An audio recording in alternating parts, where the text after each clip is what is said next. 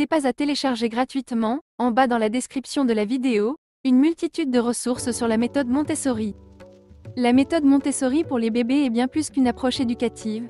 C'est une philosophie complète qui favorise l'éveil et l'autonomie dès la naissance, tout en respectant le développement naturel de chaque enfant. En tant que parent ou éducateur, appliquer les principes Montessori chez vous peut grandement contribuer à offrir à votre bébé un environnement stimulant et adapté à son rythme.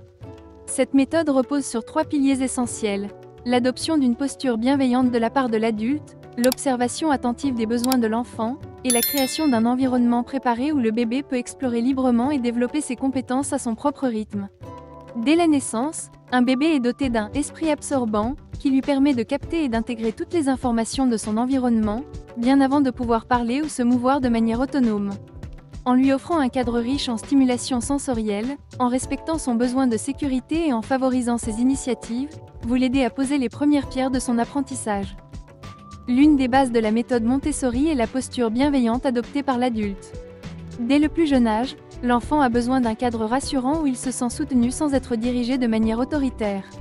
Le rôle de l'adulte consiste à observer attentivement le bébé pour comprendre ses besoins et répondre de manière appropriée, en évitant de surstimuler ou de restreindre ses initiatives.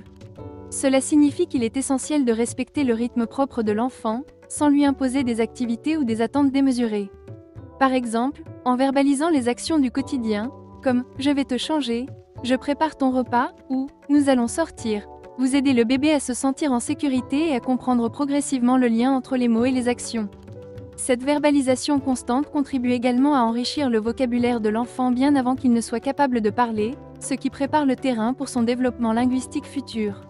L'approche bienveillante favorise également un climat de confiance dans lequel l'enfant se sent libre d'explorer et d'apprendre, tout en sachant que l'adulte est là pour le soutenir si besoin. L'observation est le deuxième pilier clé de la méthode Montessori pour les bébés. Dans cette approche, l'adulte ne doit pas intervenir de manière intrusive, mais plutôt observer attentivement l'enfant pour comprendre ses besoins et ses centres d'intérêt à chaque moment. Cette observation permet d'ajuster l'environnement et les activités proposées en fonction de l'évolution du bébé. Par exemple, si un enfant montre un intérêt particulier pour un certain type de jouet ou pour une activité spécifique, l'adulte peut adapter l'environnement pour encourager cette exploration. L'observation permet également de respecter les rythmes biologiques et de développement propres à chaque enfant. Chaque bébé évolue à son propre rythme, et c'est à travers une observation minutieuse que l'adulte pourra identifier les moments où le bébé est prêt à passer à une nouvelle étape, que ce soit sur le plan moteur, cognitif ou social. Par exemple, lorsqu'un bébé commence à montrer des signes de vouloir ramper, il est important de lui fournir un espace sécurisé où il pourra exercer cette nouvelle compétence en toute liberté. La méthode Montessori encourage cette attention constante aux signaux de l'enfant, afin de lui permettre de progresser sans pression, mais avec des opportunités adaptées à son développement. Le troisième pilier fondamental de l'approche Montessori pour les bébés est la création d'un environnement préparé. Un environnement préparé est un espace spécialement conçu pour répondre aux besoins de l'enfant à chaque étape de son développement. Pour les bébés, cela signifie un environnement sécurisé où ils peuvent explorer librement, manipuler des objets, et développer leur motricité et leur sens. L'idée est de créer un cadre où l'enfant peut être autonome et où il est encouragé à faire des choix en fonction de ses intérêts. Par exemple, un tapis d'éveil avec des objets à portée de main permettra au bébé de découvrir le monde qui l'entoure en toute sécurité. Un matelas au sol, plutôt qu'un parc ou un lit à barreaux, offre à l'enfant la liberté de se mouvoir et de développer sa motricité librement. De même, un miroir placé à hauteur du bébé lui permettra de prendre conscience de son corps et de ses mouvements, ce qui est essentiel pour le développement de sa motricité et de son identité corporelle. L'environnement doit être riche en stimulation sensorielle pour permettre à l'enfant de développer ses sens, car c'est par ces sens que le bébé commence à comprendre le monde. Les jouets Montessori sont souvent conçus avec des matériaux naturels, comme le bois ou le tissu, et sont choisis pour leur capacité à éveiller les sens de l'enfant de manière subtile mais efficace. Les objets peuvent varier en termes de texture, de poids, de couleur ou de son, afin que le bébé puisse explorer et découvrir par lui-même.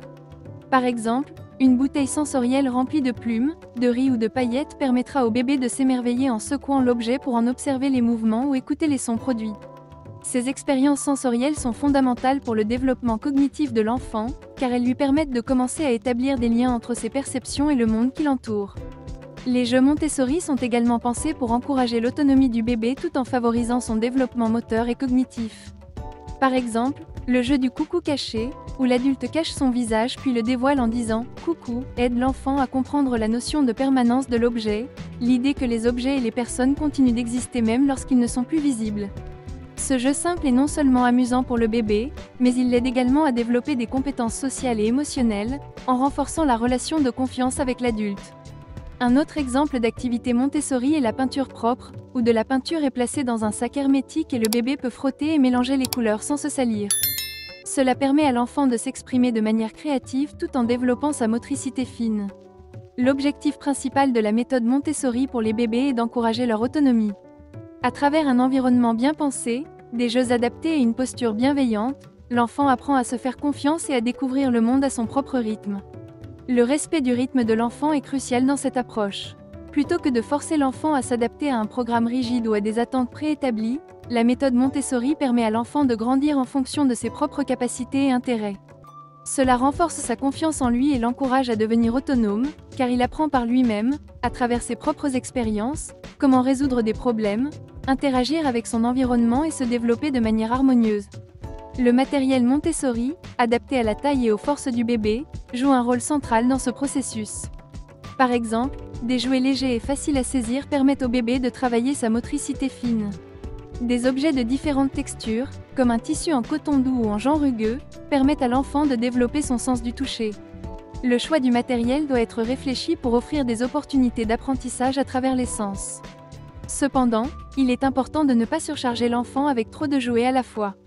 La méthode Montessori encourage la rotation des jouets. Cela consiste à proposer seulement quelques jouets à la fois et à les changer régulièrement. Ce principe permet de maintenir l'intérêt de l'enfant, d'éviter qu'il ne se disperse, et de favoriser une concentration plus profonde sur chaque activité.